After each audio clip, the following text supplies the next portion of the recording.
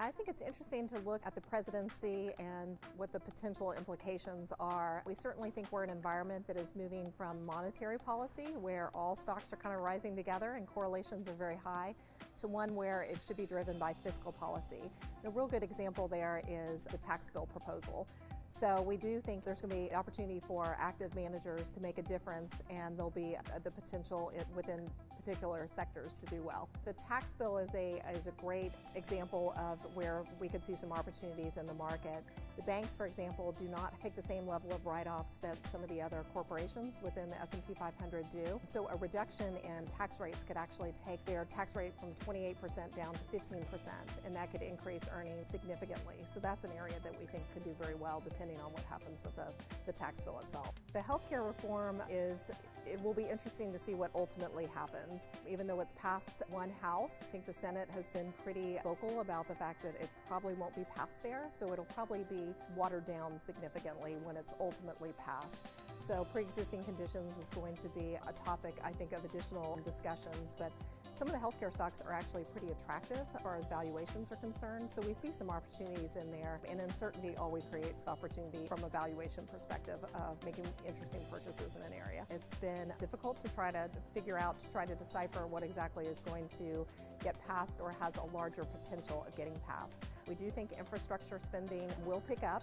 It's a question of timing, but one area we do like, I think that we have the greatest level of certainty from Trump, is the defense spending is going to go up. So we actually have a lot of exposure to companies that benefit from increased defense spending. I think the direction of the markets could certainly change depending on how quickly different proposals are passed, or also depending on the volatility in Trump's administration as a whole. So I think the markets seem to be very complacent. The equity markets in particular registered their lowest level of volatility in 50 years, and I don't think anybody would have guessed that with Trump coming in.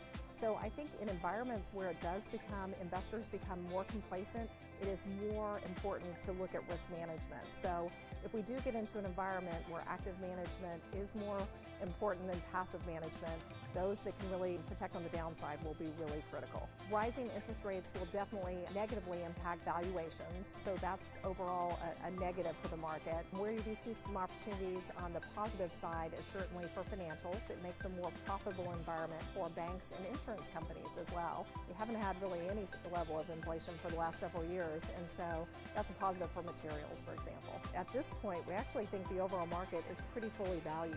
So where we're seeing some individual opportunity is within sectors themselves and getting down to individual stock selection. So we think the overall U.S. market is fairly attractive. We are seeing a lot of attractive options outside the U.S. So Europe is much cheaper as far as valuations are concerned, and they're actually raising their dividends at a much faster rate than the U.S. So that's an area that we're definitely taking a look at.